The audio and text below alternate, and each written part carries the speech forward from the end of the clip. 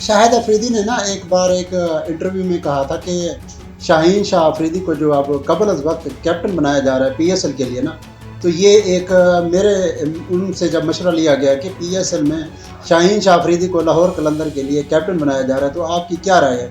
तो शाहिद अफरीदी ने यही कहा था कि अभी वो प्री मेच्योर्ड है। और सेकंड जो उसने आर्ग्यूमेंट दिया था कि अभी इसने बहुत क्रिकेट खेलनी है, अभी इसका स्टार्ट है, ठीक है, अच्छी परफॉर्मेंस दी है, अच्छा परफॉर्म कर रहा है, लेकिन इसका मतलब ये नहीं कि उसको कप्तान बना दिया जाए। लेकिन लाहौर कलंदर और पीएसएल में जो भी चीज़ें चली उसके बाद फिर उसको कैप्टन बनाया गया और पूरे पीएसएल में सबसे बुरी परफॉर्मेंस दे के चलती थी और शाहीन शाह अफरीदी ने उनको फर्स्ट टाइम चैम्पियन बनाया। तो ये एक हादसा हो सकता है, एक ये उसकी चलें बेस्ट परफॉर्मेंस हो सकती है, लेकिन यहाँ पे शाहिद अफरीदी का कोट करने का मेन पर्पज़ यही है कि उसने जो बात की थी ना कि ये अभी बच्चा है, ये अभी प्री मेच्योर्ड है, तो और उसने वाकई साबित किया कि वाकई मैं ऐसा ही हूँ।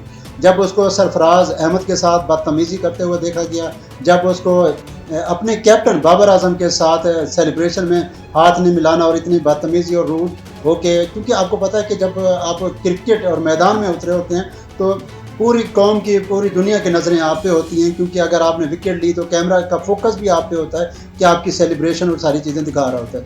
और उसके बाद उनकी जो बिहेवियर रहा है टीम के साथ, वो आपके सामने है। जब इनको कैप्टनसी से हटाया गया तो ओवरऑल वर्ल्ड कप में भी इसका लड़कों के साथ जो बिहेवियर था वो आपके सामने है। अब जब ये बांग्लादेश के साथ हमारा टेस्ट मैच चल रहा था पाकिस्तान का, और आपको पता है कि पाकिस्तान ने एक तारीख रकम की अपनी बुरी परफॉर्मेंस की, और बांग्लादेश ने जो अपना एक तारीख रकम किया अपने एक फातिहाना अंदाज से और रिकॉर्ड ब्रेक किया 27 ईयर्स के बाद पाकिस्तान को टेस्ट मैच में, वो भी होम ग्राउंड के ऊपर शिकस्त हुई है।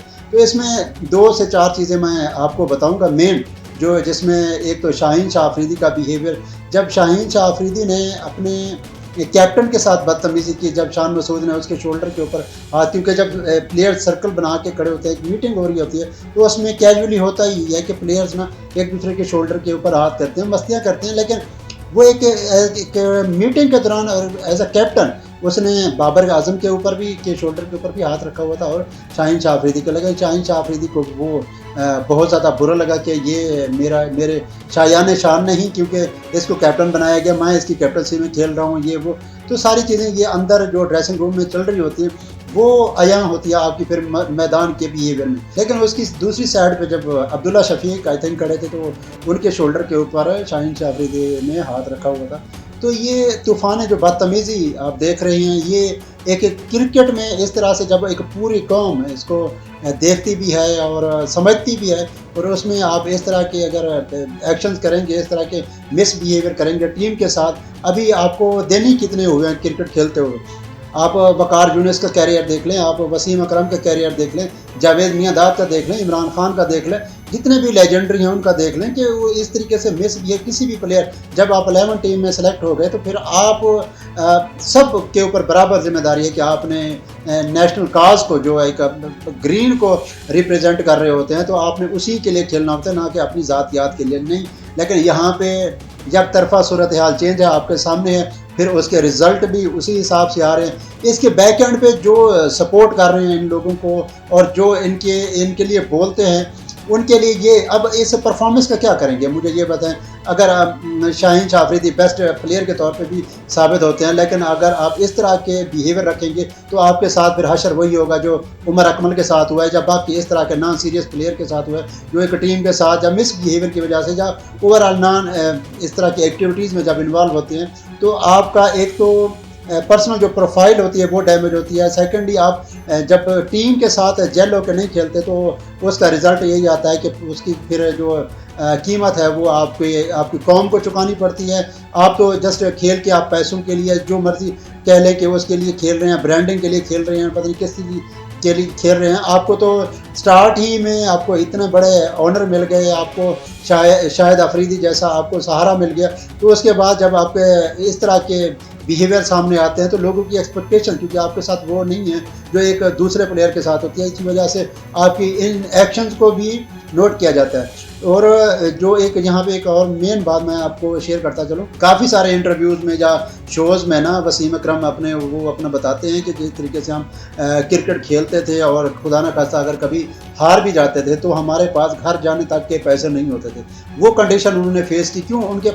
उनको पता होता था कि हम किसके लिए आए थे और वो काज क्या है, मकसद क्या है। और अगर दूसरे सपोर्ट्स की बात की जाए क्रिकेट के अलावा, खासकर मेन क्रिकेट के अलावा बाकी जिस भी स्पोर्ट्स की बात की जाए, उसके साथ जो हाल हुआ है, जो उनका बेड़ा गर्क हुआ हुआ है, यही हाल इन लोगों के साथ होना है। क्योंकि जब तक आप परफॉर्म नहीं करेंगे, आपको स्पॉन्सर नहीं मिलेंगे, जब तक आप परफॉर्म नहीं करेंगे, तब तक आपकी जो फाइनेंशियल असिस्टेंस हो गई या ओवरऑल आपके इनामात हो गए, या आपकी जो प्रेस्टीजियस आपका जो लेवल है ना, उसको मेंटेन करने के लिए आपको परफॉर्म करना पड़ेगा।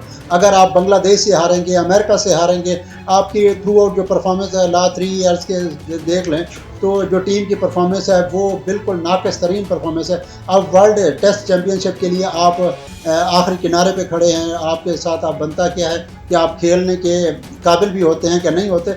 ये सारी सूरत हाल को अगर एग्जीक्यूट किया जाए तो जो टीम का बिहेवियर है और जो सरप्राइजेज़ हैं या इस तरह का ग्राउंड के अंदर जो प्लेयर की आपस में जो बाइंडिंग नहीं है, जेल होकर नहीं खेल रहे, तो उसका रिज़ल्ट फिर यही होता है, फिर इंडिविजुअल परफॉर्मेंस देखने को मिलती है, जिसका मैंने प्रीवियस में भी जिक्र किया था कि जो सिकंदर बख्त है तो उसने जब गैलरी से गुजरते हुए देखा कि रिजवान ने ना 50 की है, तो उसने फ़ौरन ही कहा कि अब ये आउट हो जाएगा। तो अब ये क्यों उनको कहना पड़ा?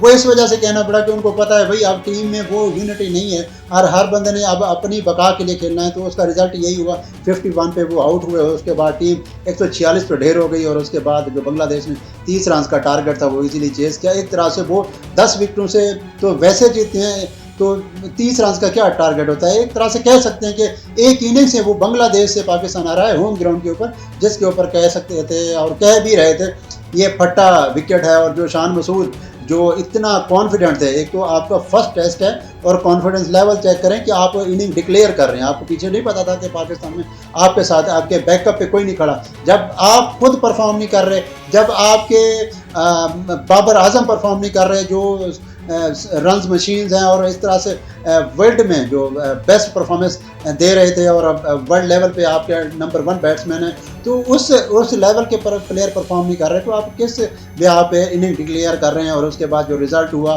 वो आपके सामने 146 रन सेकंड इनिंग और इंतहाई घटिया क्रिकेट देखने को मिली। और उसके बाद जो बॉलिंग में आप देखें कि पता नहीं किन लोगों ने आपको मशवरा दिया।